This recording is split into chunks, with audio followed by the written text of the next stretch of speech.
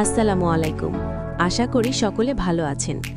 আজ আমরা তৈরি করব স্বাস্থ্যকর এবং সুস্বাদু পালং পোলাও। দেখতে যেমন চমৎকার, খেতেও তেমনি দারুণ।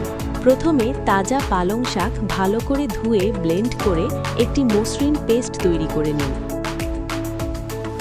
একটি প্যানে ঘি গরম করে তাতে কিছু কাজু বাদাম হালকা করে ভেজে তুলে রাখুন। এটি পোলাওয়ের স্বাদ বাড়িয়ে দেবে। একই তেলে তেজপাতা, গরম মশলা এবং আদা রসুন বাটা দিয়ে কিছুক্ষণ ভাজুন।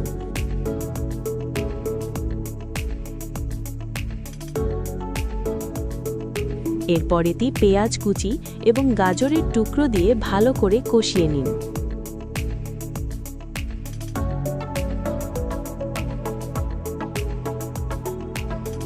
এবার পালং শাকের পেস্টটি দিয়ে দিন।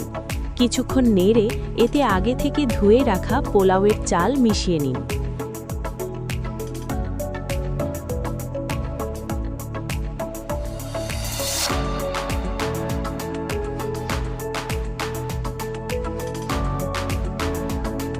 স্বাদমতো লবণ, সামান্য হলুদ এবং কাঁচামরিচ দিয়ে চালটি ভালো করে ভেজে নিন।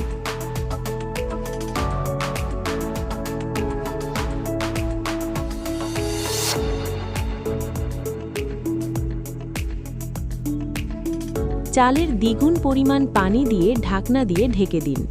মাঝারি আঁচে রান্না করুন যতক্ষণ না পানি শুকিয়ে চাল সেদ্ধ হয়ে ঝরঝরে হয়।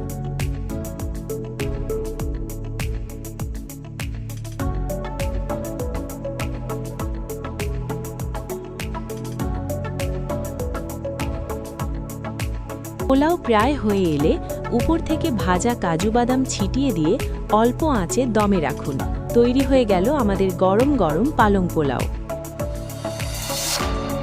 সেদ্ধ ডিম দিয়ে সাজিয়ে পরিবেশন করুন। পরিবারের সবাই এটি খুব পছন্দ করবে।